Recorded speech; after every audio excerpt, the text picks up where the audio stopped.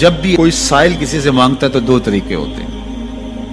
کچھ سائل ایسے ہوتے ہیں جو کوئی بات نہیں کرتے، سیدھا کے ہاتھ پھیلا دیتے ہیں. ایک تو سائل یہ ہے. اور سائل مانگنے والے جو بڑے اچھے طریقے سے مانگنے کا بھی فن جانتے ہیں تو ان کا طریقہ یہ نہیں ہوتا کہ کسی کے آگے جا کے بس ہاتھ پھیلا دے. پہلے وہ اس کی تعریفیں کرتے ہیں،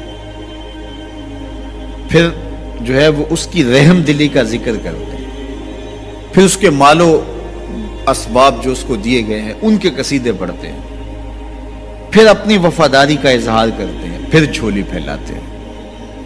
تو یہ دوسرا اور مہذب طریقہ ہے. ایک تو مانگنے والا اپنی ضرورت کو یوں ہی کسی کے سامنے رکھ دے، اور ایک یہ ہے کہ مانگنے والا اپنی ضرورت کو رکھنے سے قبل جس سے مانگ رہا ہے پہلے اس کی تعریف کرے. اب بندے اللہ سے ہدایت مانگنے کے لیے کھڑے ہوئے، پہلے تو وضو کیا، صاف ستھرے ہوئے، کانوں پہ ہاتھ لگائے، اس کے بعد ہاتھ باندھ کے ادب سے کھڑے ہو گئے، اور اب مانگنے لگے تو کیا بولے؟ الحمدللہ رب العالمین.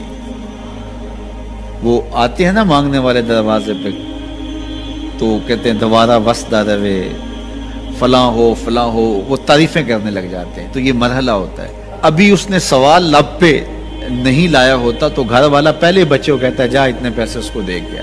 میاں وہ تو آپ کی تعریفیں کر رہا ہے، مانگ تھوڑا رہا ہے. وہ سمجھتا ہے جو تعریفیں کرنا شروع ہو گیا یہ مانگنے کے لیے تو کر رہا ہے.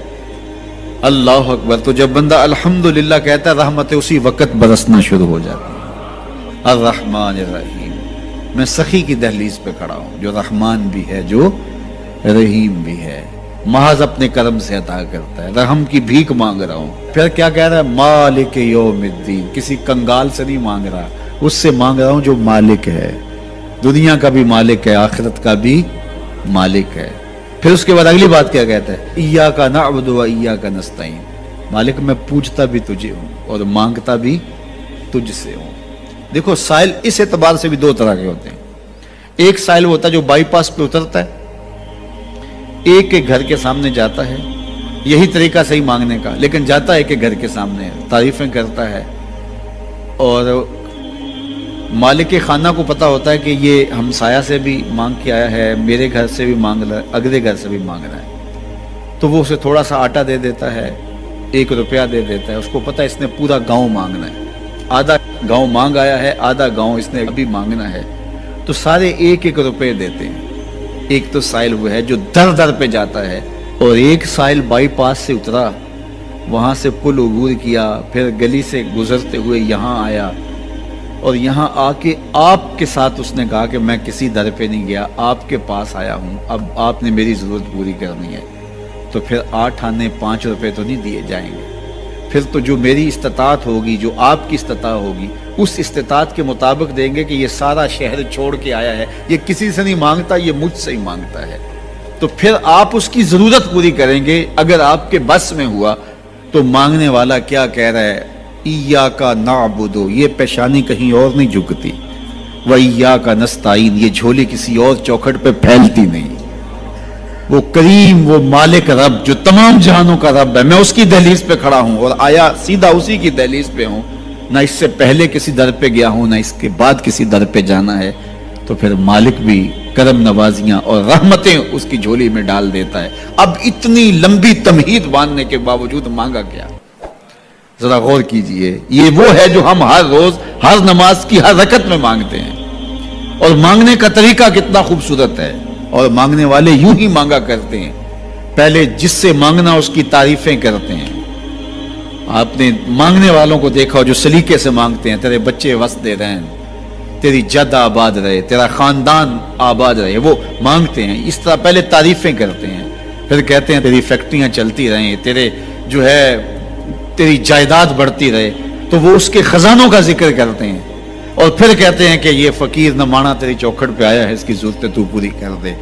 اب بندہ بھی اللہ کے حضور جب حاضر ہوتا ہے تو مانگنے کا سلیقہ کیا ہے؟ سب سے پہلے کہتا ہے الحمدللہ رب العالمین. میں کسی کنگال کی چوکھٹ پہ نہیں آیا، تمام جہانوں کے پالن ہار کی چوکھٹ پہ آیا. اسی کی تعریفیں، اختیاری بھی غیر اختیاری بھی، واسطے کے ساتھ بھی بلا واسطے کے ساتھ بھی. اسی کی خوبی ہیں، سارے اسی کے کمال ہیں، وصف سارے اسی کے ہیں. پھر اس کے بعد کہتا ہے الرحمن الرحیم، وہ رحمان بھی ہے وہ رحیم بھی ہے۔ پھر اس کے بعد کہتا ہے مالک یوم الدین، وہ دنیا کا ہی مالک نہیں، آخرت کا بھی مالک ہے، یوم حساب کا بھی مالک ہے۔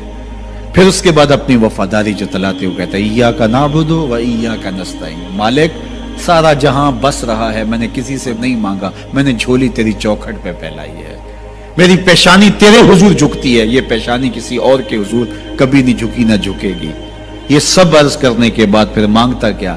اہدنا الصراط المستقیم، مالک مجھے سیدھی راہ پہ چلا دے۔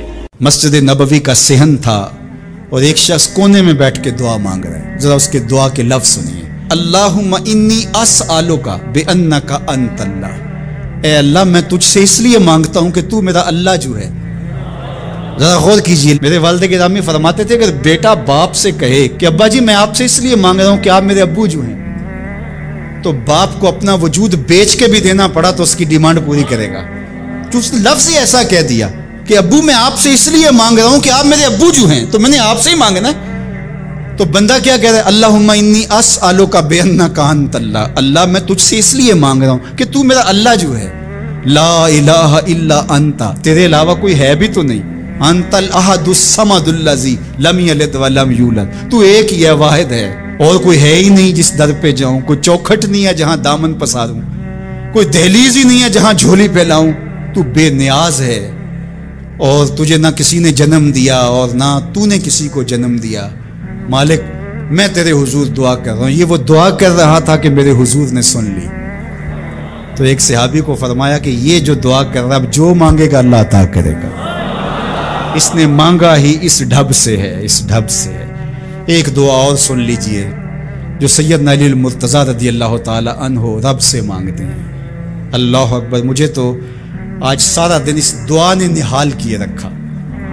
یہ دعا مانگتے ہیں تو عجیب کیفیت ہوتی ہے، یا سریع الرضا اغفر لمن لا یملک الا الدعاء، اے جلدی راضی ہو جانے والے، چھیتی مان جانے والے، اغفر لمن لا یملک الا الدعاء، اسے معاف کر دے جس کے پاس دعا کے علاوہ سہارا ہی کوئی نہیں، جس کے پاس دعا کے علاوہ کچھ ہے ہی نہیں جو پیش کر سکے، التجا ہی کر سکتا ہے، ترلا ہی کر سکتا ہے، منت ہی کر سکتا ہے، منتوں اور ترلوں کے علاوہ جس کے پاس کچھ نہیں ہے، اے جلدی مان جانے والے اس کی مغفرت کر دے، اس کو بخش دے۔ اللہ اکبر، تو وہ کریم ہے، وہ کہتا ہے میرے در پہ آؤ تو صحیح، کوئی جھولی پھیلاؤ تو صحیح، ہم تو مائل بکرم ہیں، کوئی سائل ہی نہیں، راہ دکھلائیں کسے راہ رب منزل ہی نہیں، کوئی آئے تو صحیح، جھولی پھیلائے تو صحیح، کوئی طلب تو کرے۔ دنیا والوں سے مانگیں تو ناراض ہوتے ہیں، اللہ سے نہ مانگیں تو ناراض ہوتا ہے۔ اللہ کہتا ہے مجھ سے نہ مانگو گے تو پھر کس در پہ جاؤ گے؟ قل ما یعبؤ بکم ربی لولا دعاؤکم، اگر تم نہیں مانگو گے تو پھر وہ بھی پرواہ نہیں کرے گا، تم مانگتے رہو گے، جھولی پھیلاتے رہو گے، وہ اپنی رحمتیں تمہارے دامن میں ڈالتا رہے گا، اس کے خزانوں میں کوئی کمی نہیں آتی، ہر بندے کو اس کی ڈیمانڈ کے مطابق، چاہت کے مطابق، طلب کے مطابق، آرزو اور تمنا کے مطابق دے دے، اس کے خزانوں میں پھر بھی کوئی کمی نہیں آتی، تو اسی سے مانگیں۔ اللہ سے راز و نیاز کی باتیں، جو باتیں بندہ کسی سے نہیں کر سکتا وہ اپنے رب سے ڈائریکٹ کرتا ہے، اپنے دل کے سارے دکھڑے اپنے رب کی دہلیز پہ رکھتا ہے، اور اپنی ساری ضرورتیں مالک کی چوکھٹ پہ رکھ دیتا ہے، اور اس سے مانگتے ہوئے بندے کو شرم نہیں آتی، حیا نہیں آتا، بلکہ اس سے مانگتے ہوئے فخر محسوس ہو رہا ہوتا ہے کہ میں اپنے رب سے مانگ رہا ہوں۔ کسی اور سے مانگیں تو جھجک لگتی ہے، لیکن مالک سے مانگیں تو اپنائیت کا احساس ہوتا ہے کہ میں اس سے مانگ رہا ہوں، اس لیے کہ وہ ہمارا رب لگتا ہے، ہمارا اس سے ربط کتنا گہرا ہے۔ دعا خود عبادت ہے، جب تمہاری ضرورتوں کا کفیل وہ ہے تو پھر اس سے نہیں مانگیں گے تو کس سے مانگیں گے، اور جب اس سے بندہ مانگتا ہے تو پھر وہ مانگنے والے کی لاج بھی رکھتا ہے۔ ان ربکم حیی کریم یستحیی من عبدہ اذا رفع یدیہ ان یردہما صفرا، تمہارا رب حیا کرنے والا کریم ہے، جب بندے اس کے سامنے ہاتھ پھیلا کے دعا مانگتے ہیں اللہ فرماتا ہے مجھے شرم آتی ہے ان کے اٹھے ہوئے ہاتھ خالی کیسے موڑو، جب انہوں نے مجھ سے مانگا ہے تو میں نے بھی نہ دیا تو کون دے گا، میں ایک سادی سی بات کرتا ہوں، اتنے لوگ جتنے لوگ یہاں بیٹھے ہیں اگر کسی دنیا دار کے ڈیرے پہ چلے جائیں اور اس سے کوئی چیز طلب کریں اور وہ دینے کی استطاعت رکھتا ہو تو وہ کیا خالی لٹائے گا؟ وہ کہے گا اتنے لوگ آگے ہو تو ڈیرہ داری کی شان کے خلاف ہے کہ میں ان کو خالی لٹاؤں۔ تو جب یہ دنیا دار خالی نہیں لٹاتا تو رب کیسے خالی لٹائے گا؟ جب بندے اس کی دہلیز پہ چل کے آ جائیں تو وہ بندوں کی ضرورتوں کا کفیل ہے اور ان کے ہر درد کو جانتا ہے اور ان کی ضرورتوں کو پورا کرتا ہے۔ علماء نے کہا دعا ہر صورت قبول ہوتی ہے، یا تو یہ ہے کہ فوراً قبول ہو جاتی ہے، جو مانگا فوراً مل گیا، اور کبھی ایسا ہوتا ہے کہ فوراً نہیں ملتا، حکمت ہوتی ہے اور فوری دینا مناسب نہیں ہوتا تو اس کو فوری نہیں دیا جاتا، لیکن دعا بعد میں کچھ عرصے کے بعد اس کی ڈیمانڈ پوری کر دی جاتی ہے۔ اور کبھی ایسا ہوتا ہے نہ فوری دیا جاتا ہے نہ بدیر دیا جاتا ہے، اس دعا کو ذخیرہ کر لیا جاتا ہے اور حشر کے دن اس کا بدلہ دیا جائے گا۔ اور روایت میں آتا ہے حشر کے دن جب ان دعاؤں کا بدلہ دیا جائے گا جن کا بدلہ دنیا میں نہیں ملا تھا تو لوگ آرزو کریں گے کاش کہ دنیا میں کوئی دعا قبول ہی نہ ہوئی ہوتی، سارے صلے آخرت میں ملتے۔ اللہ اکبر۔ کبھی ایسا ہوتا ہے جو مانگا جاتا ہے وہ نہیں دیا جاتا، اس کے بدلے میں کچھ اور چیز دے دی جاتی ہے جو اس کی ضرورت ہوتی ہے اور جو اس کے لیے مناسب ہوتی ہے۔ وہ کچھ اور مانگ رہا ہوتا ہے لیکن اللہ اپنی حکمت کے تحت اسے کچھ اور عطا کر دیتا ہے۔ بہر صورت دعا قبول ہوتی ہے اور بندوں کے اٹھے ہوئے ہاتھ اللہ پسند کرتا ہے۔ آج یہ بھی بحث چلتی ہے نہیں مانگنا چاہیے، فلاں وقت میں نہیں مانگنا چاہیے، تو وہ کہتا ہے مجھ سے مانگو جب بھی مانگو، میرا دست کرم تمہیں دینے پہ آمادہ ہے۔ اور اگر کوئی نہیں مانگتا تو فرمایا کل ما یابو بکم ربی لولا دعاؤکم، اے محبوب فرما دو اگر یہ نہیں مانگیں گے تو اللہ بھی پرواہ نہیں کرے گا۔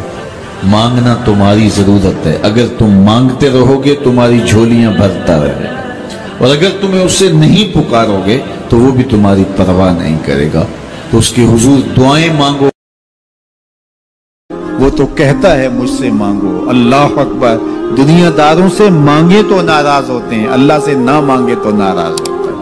وہ کہتا ہے سوالی بن کے میری چوکھٹ پہ، اور مجھے اچھا لگتا ہے کہ تم مجھ سے مانگو اور تم جھولیاں پھیلاؤ، اور نہ میں صرف تمہاری ضرورت کو پورا کروں گا بلکہ اپنی جناب سے تمہیں مزید رحمتوں سے بھی نوازوں گا۔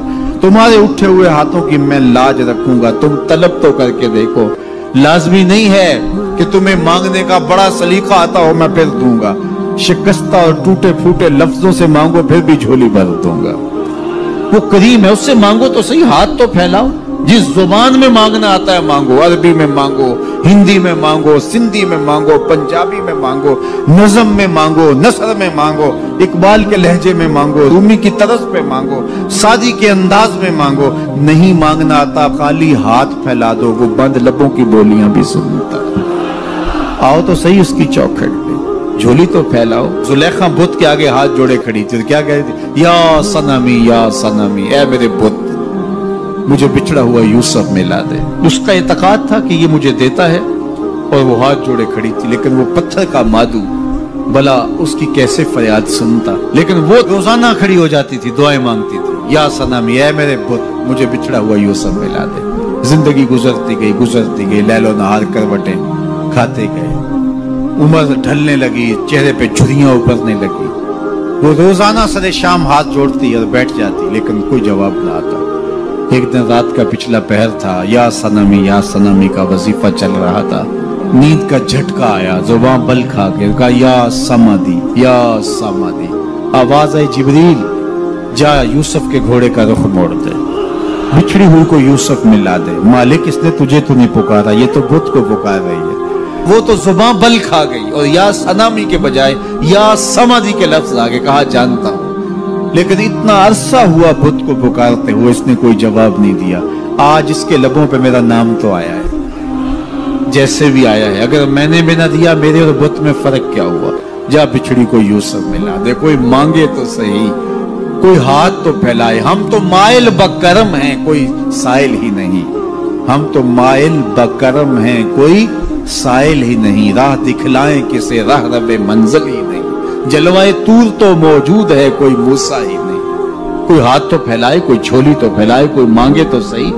دنیا والوں سے مانگے تو ناراض ہوتے ہیں, اللہ سے نہ مانگے تو ناراض ہوتے ہیں. دنیا والوں سے مانگنا ہو تو وقت دیکھنا پڑتا ہے. اب تو صاحب سو رہے ہوں گے, اب تو ناشتے کا وقت ہے, اب تو دفتر کی مصروفیت کا وقت ہے, فراغت کے لمحے ہوں گے تو بات کریں گے. تو کسی دنیا دار سے بات کرنا ہوتا ہے تو وقت دیکھنا پڑتا ہے. لیکن رب سے جب مرضی بات کرو, در رحمت کھلا ہوا پاؤ گے. لا تاخذہ سنۃ ولا نوم, نیند کیا اسے اونگ بھی نہیں آتی.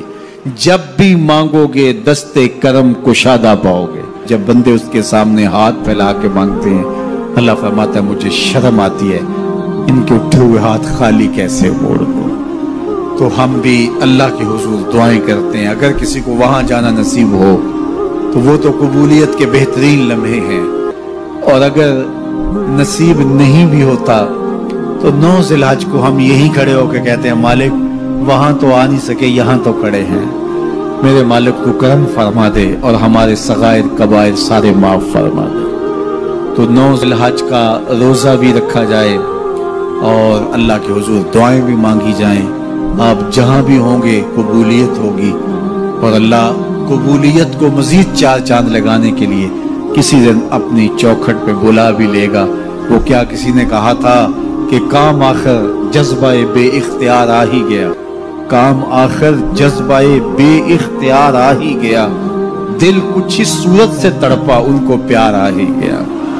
تو ایک دن اللہ ہمیں اس سعادت کے لیے اپنی چوکھٹ پر بھی بلائے گا. اللہ آپ سب کو بار بار حج بیت اللہ کی سعادت. آج کے زمانے میں یہ بھی کہا جاتا ہے کہ ہم نہیں مانتے. تو اگر کوئی شخص نہیں مانتا تو اللہ کو اس کی پرواہ بھی نہیں, یہ ضرورت ہماری ہے. فرمایا کل ما یعبأ بکم ربی لولا دعاؤکم, اے محبوب فرما دو تم نہیں پکارو گے تو اسے بھی پرواہ نہیں ہے. ضرورت تمہاری ہے, مانگنا تم نے ہے. تو جب تم نہیں مانگو گے, متکبر ہوتے ہو, اس سے مانگنے سے بھی تمہیں حیا آتی ہے, تو پھر وہ بھی پرواہ نہیں کرے گا. لیکن اگر تم مانگتے رہو گے تو وہ تمہاری جھولیاں بھرتا رہے گا, اور اس سے جب بھی مانگو اس کا در رحمت کھلا ہوا پاؤ گے. جس بھی لہجے میں مانگو وہ دینے پہ آمادہ ہوگا. دنیا والوں سے مانگنا ہوتا ہے تو دیکھنا پڑتا ہے کہ کس وقت مانگیں, موڈ کس وقت درست ہوگا. لیکن اللہ سے جب بھی مانگیں, صبح کو مانگیں, شام کو مانگیں, دوپہر کو مانگیں, پچھلے پہر دامن پھیلا کے بیٹھ جائیں. پھر دنیا داروں سے مانگنا ہو تو ان کی زبان میں مانگنا پڑتا ہے. اللہ سے اردو میں مانگیں, عربی میں مانگیں, ہندی میں مانگیں, سندھی میں مانگیں, نظم میں مانگیں, نثر میں مانگیں, اقبال کے لہجے میں مانگیں, سعدی کے انداز میں مانگیں, رومی کی طرز پہ مانگیں. نہیں مانگنا آتا خالی ہاتھ پھیلا دیں, وہ بند لبوں کی بولیاں بھی سنتا ہے. مانگے تو صحیح, دستے طلب تو دراز کریں, وہ کریم ہے. جب اس کے سامنے بندے ہاتھ پھیلا کے دعا مانگتے ہیں وہ خالی نہیں موڑتا. ان ربکم حیی کریم یستحیی من عبدہ اذا رفع یدیہ الیہ ان یردہما صفرا. تمہارا رب حیا کرنے والا, زندہ, سخی اور کریم ہے. کہا بندے جب اس کے سامنے ہاتھ پھیلا کے دعا مانگتے ہیں تو مجھے شرم آتی ہے, میں خالی ہاتھ کیسے موڑ دوں. جب انہوں نے مانگا ہی مجھ سے ہے تو میں نے بھی نہ دیا تو پھر کس در پہ جائیں گے. میں آپ سے کہتا ہوں جتنے لوگ آپ بیٹھے ہوئے ہیں, اتنے لوگ اٹھ کے کسی دنیا دار کے ڈیرے پہ چلے جائیں اور اس سے ایسی چیز مانگے جس کو دینا اس کے بس میں ہو, تو مجھے بتائیے وہ آپ کو خالی موڑ دے گا؟ وہ کہے گا ڈیرہ داری کی شان کے خلاف ہے کہ اتنے لوگ میرے دروازے پہ آ گئے ہیں اور میں ان کو خالی موڑ دوں. جب کسی دنیا دار کے در پہ اتنے لوگ جمع ہو کے چلے جائیں تو وہ بھی حیا کرتا ہے کہ اتنے لوگوں کو کیسے خالی موڑوں, میں ایک ڈیرہ دار شخص ہوں, کیا کہیں گے. اسے حیا آتی ہے اتنے لوگوں کو خالی موڑتے ہوئے. تو رب کی دہلیز پہ ہاتھ پھیلا کے جب مانگیں گے تو رب خالی موڑ دے گا. کہا وہ اسے حیا یستحیی من عبدہ اذا رفع یدیہ الیہ ان یردہما صفرا. جب تم ہاتھ پھیلا کے اس سے مانگتے ہو, اللہ فرماتا ہے مجھے شرم آتی ہے, مجھے حیا آتی ہے کہ تمہارے اٹھے ہوئے ہاتھوں کو خالی موڑ دوں. اس لیے کہ اگر میں بھی نہ دیا تو کس در پہ جاؤ گے, کس چوکھٹ پہ جاؤ گے. تو اس سے تو مانگو. اپنے لیے بھی مانگو، اپنوں کے لیے بھی مانگو، بیگانوں کے لیے بھی مانگو، شام سپیرے دوپہر مانگو، مانگ لیا ہے پھر مانگو۔ دنیا داروں سے ایک دفعہ مانگ لیا جائے تو پھر دوسری مرتبہ مانگتے ہوئے ہم وقفہ ڈالتے ہیں، یار یہ ادھار بھی مانگا ہو تو کہتے ہیں یار اب کوئی سال کے بعد کہیں گے، وہ کہیں گے روز ہی یہ مانگ لیتا ہے، اس کی ضرورتیں پوری نہیں ہوتی۔ لیکن اللہ سے مانگا، ابھی کھڑے تھے اہدنا الصراط المستقیم، اللہ سیدھی راہوں پہ گامزن رکھنا، یہ مانگ رہے تھے ہاتھ باندھ کے۔ پھر تشہد میں بیٹھے تو پھر مانگنے بیٹھ کے ربنا اغفر لی ولوالدی وللمؤمنین یوم یقوم الحساب، مجھے بھی بخش دے، میرے ماں باپ کی بھی مغفرت کر دے، قیامت تک آنے والے اہل ایمان کی مغفرت کر دے۔ سلام پھیرا تو پھر ہاتھ پھیلا کے بیٹھ کے ربنا آتنا فی الدنیا حسنۃ وفی الآخرۃ حسنہ، بار بار مانگے، 100 بار مانگے، وہ کبھی نہیں کہتا اس کا در رحمت کھلا ہوا پاؤ گے۔ ہمارے صوفیہ فرماتے ہیں جب کوئی شخص ایک مرتبہ اللہ کہتا ہے، اللہ اس کی طرف نظر رحمت سے دیکھتا ہے، اس کے گناہ جل کے راکھ ہو جاتے ہیں۔ اس کے ذکر کی لذت، اس کے ذکر کی چاشنی سے اپنے من کی آبادی کا سامان کیجیے۔ آج ایک آنسو، صرف ایک آنسو، جس سے پوری آنکھ نہیں بلکہ پلکوں کے بالوں میں سے ایک بال کی جڑ بھیگ گئی خوف خدا کی وجہ سے، کل قیامت کے دن وہ بال کھڑا ہو جائے گا، مالک یا مجھے نکال لے یا اسے جنت عطا کر دے۔ اللہ اکبر، گناہگار کی آنکھ سے بہا ہوا آنسو کا ایک قطرہ جہنم کی آگ کو سرد کر دیتا ہے۔ آج توبہ کا دروازہ کھلا ہے، رحمت کا در کشادہ ہے، اس کی رحمتیں آواز دے رہی ہیں، یا ایھا الانسان ما غرک بربک الکریم، اے انسان پلٹ کے آ جاتے ہیں، رب بڑا ہی کریم ہے۔ مجھے بتائیے کوئی یوں بھی آواز دیتا ہے؟ مالک کی رحمت آواز ہے، یا ایھا الانسان ما غرک بربک الکریم۔ کیوں مغرور پھرتا ہے؟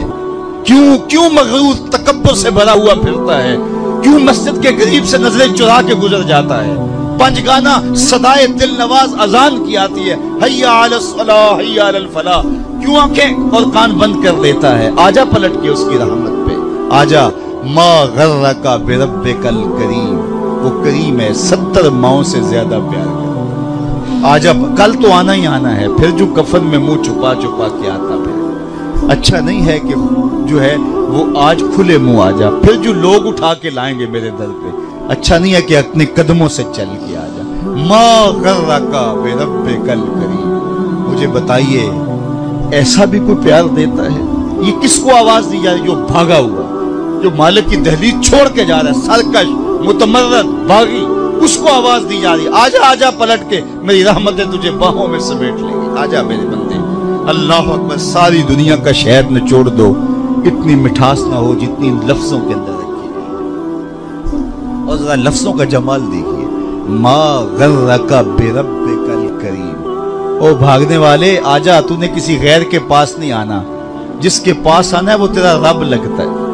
اللہ اکبر، پھر کہا الکریم، رب بھی کریم، پھر آگے فرمایا الذی خلقک کا، وہ رب جس نے تجھے پیدا کیا۔ دیکھ تیرا اس کا رشتہ کتنا گوڑا ہے، وہ تیرا خالق لگتا ہے۔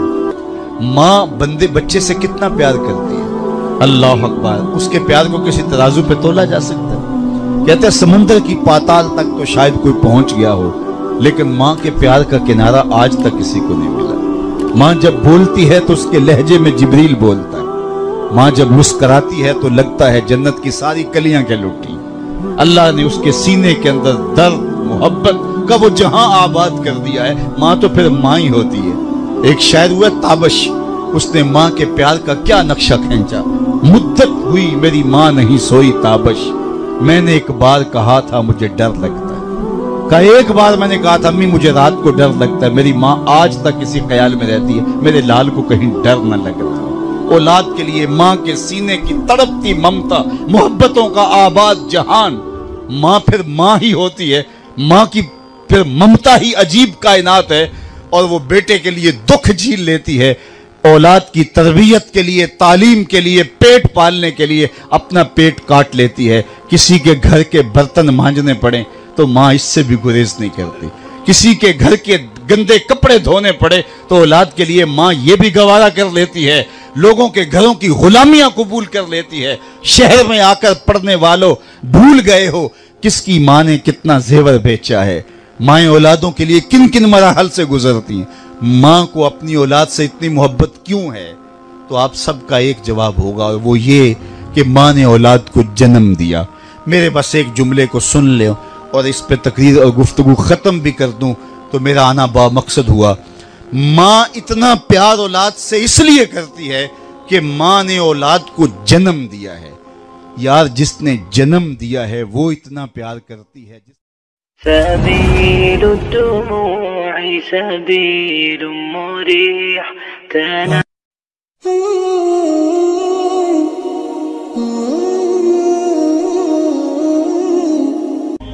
ارشاد فرمایا جو اللہ سے ڈرے اللہ اس کے لیے راستے کھول دیتا ہے، اور اللہ اس کو وہاں سے دیتا ہے جہاں سے اسے گمان بھی نہیں ہوتا۔ وَمَن يَتَوَكَّلْ عَلَى اللَّهِ فَهُوَ حَسْبُهُ، اور جو اللہ پر بھروسہ کرے اللہ اس کے لیے کافی ہو جاتا ہے، اس کی ضروریات کا وہ خود کفیل ہوتا ہے اور اس کے کام اس کے ذمہ کرم پہ ہوتے ہیں، تو ہو کے دیکھے اس کا۔ تو جو اللہ سے ڈرے اللہ اس کے لیے راستے بناتا ہے۔ حضرت عوف بن مالک رضی اللہ تعالی عنہ الاشجعی حضور کی خدمت میں حاضر ہوئے اور عرض گزار ہوئے کہ میرا بیٹا سالم مشرکین کی قید میں ہے اور میں فاقوں کی حالت میں ہوں۔ تو فرمایا آل محمد کے پاس ایک سیر جو ہیں، بس اس کے علاوہ ہمارے پاس بھی کھانے کے لیے دنیاوی اسباب نہیں ہیں۔ کہا صبر کرو اور اللہ سے ڈرو، اور لا حول ولا قوت الا باللہ کثرت کے ساتھ پڑھو۔ یہ ایسا وظیفہ ہے، ایک حدیث پاک میں آتا ہے کہ یہ 99 بیماریوں کا علاج ہے، اس میں سب سے کم درجے کی بیماری ہم اور غم ہے۔ یہ دکھوں کا مداوع ہے، مشکلات کا علاج ہے، اور یہ وظیفہ میرے حضور نے بتایا۔ حضرت ابو ذر غفاری رضی اللہ تعالیٰ عنہ کو حضور نے 5 چیزیں بتائی تھی، ان میں سے 5ویں چیز یہ تھی کہ ابو ذر کثرت کے ساتھ لا حول ولا قوت الا باللہ پڑھا کرو۔ فرمایا عرش الہی کے نیچے ایک خاص خزانہ ہے، یہ وظیفہ وہاں سے آیا ہے۔ یہ زندگی میں معمول بنا لو، جب پھنس جاؤ مشکلات میں آ جاؤ تو لا حول ولا قوت الا باللہ پڑھو، اللہ راستے کھولے گا۔ تو حضور نے 3 چیزیں فرمائی، اللہ سے ڈرو، صبر کرو، اور کثرت کے ساتھ لا حول ولا قوت الا باللہ پڑھو۔ وہ فرماتے ہیں کہ میں یہ عمل شروع کیا، ابھی گھر میں بیٹھا ہی تھا کہ دروازے پہ دستک ہوئی، تو میں اٹھا کہ دروازہ کھولوں دیکھوں کہ کون ہے۔ تو دروازہ کھولا، دیکھا میرا بیٹا کھڑا ہے اور اس کے پیچھے 100 اونٹ کھڑے ہیں۔ تو میں نے کہا کہ تم اور یہ اونٹ؟ کہا مجھے موقع لگ گیا، میں ان کی قید سے بھاگ آیا اور آتے آتے ان کے 100 اونٹ بھی ہانک لایا ہوں۔ وَيَرْزُقْهُ مِنْ حَيْثُ لَا يَحْتَسِبُ، وہ تمہیں وہاں سے رزق دے گا جہاں سے تمہیں گمان بھی نہیں۔ اس کے ہو کے تو دیکھو، اللہ اکبر، اللہ کے ہو جاؤ تو پھر وہ تمہاری ضرورتوں کا کفیل ہو جائے۔ فرمایا حضرت عبداللہ ابن مسعود رضی اللہ تعالیٰ عنہ نے کہ کسی شخص کو فقر و فاقہ آ جائے تو وہ لوگوں کو بتائے کہ میں آج کل بڑے مشکل حالات میں ہوں، ہر وقت لوگوں کو بتاتا رہے تو اس کی مشکل بڑھے گی، اس کی مشکلیں آسان نہیں ہوں گی اس طرح۔ اور اگر وہ اپنی اس مشکل کو کسی سے شیئر نہ کرے بلکہ مصلی بچھا کے اپنے رب سے کہے کہ مالک فقر و فاقہ آ گیا ہے اور اس کا علاج تیرے پاس ہے، اس مرض کا مداوع تیرے پاس ہے۔ حضرت عبداللہ ابن مسعود فرماتے ہیں کہ رسول کریم نے فرمایا جلد یا بدیر اللہ اس کو مالا مال فرما دے۔ یہ بھی کبھی کر کے دیکھو، مشکل آ جائے، فاقہ آ جائے، مصیبت آ جائے، کسی سے نہ کہو، صرف اپنے رب سے کہو، پھر دیکھنا اس کی کرم نوازیوں کا می کیسے برستا۔ فرمایا اللہ پر بھروسہ کرنے کا جو حق ہے اگر وہ تم ادا کر دو، وہ تمہیں ایسے رزق عطا کرے جیسے پرندوں کو عطا کرتے۔ ہم تو دکان پہ جانا ہوتا ہے، فیکٹری میں جانا ہوتا ہے، ہم اپنے کاروبار پہ جانا ہوتا ہے، نوکری پہ جانا ہوتا ہے، مزدوری پہ جانا ہوتا ہے، ہمیں پتہ ہے کہاں آج صبح جانا ہے، لیکن پرندوں کو کوئی پتہ نہیں ہوتا کہاں جانا ہے، راس المال بھی نہیں ہوتا، لیکن صبح نکلتے ہیں، شام کو کبھی بھی خالی پیٹ نہیں آئے۔ بن توکل پنچھی اڑ دے، خرچ نہ پلے زیرا ہو۔ گھر سے خالی پیٹ نکلتے ہیں जब वापस आते हैं तो पेट भरे हुए होते हैं, और फिर जो उनकी जरूरत होती है अल्लाह वो सारी जरूरतें पूरी करता है, जो जो जरूरत उनकी होती है। ये शेर कितना गोश्त खाता है, अल्लाह रोज उसे देता है। ये हंस रोजाना सुच्चे मोती खाते हैं, और आप मार्केट में लेने जाएं, लाखों रुपए लगा के तोले माशे के हिसाब से आप खरीदते हैं, फिर भी आपको यकीन नहीं होता कि ये सुच्चे हैं या 2 नंबर है। और हंस दुनिया पे करोड़ों जानवर पाए जाते हैं, रोज खाते हैं, सुबह भी, शाम भी, दोपहर भी, पेट भर के खाते हैं, अल्लाह रोज उन्हें अता करे। कहा उस पे भरोसा तो करके देखो, वो तुम्हारी जरूरतों का कफील होगा। उस पे भरोसा करोगे वो तुम्हें वहां से देगा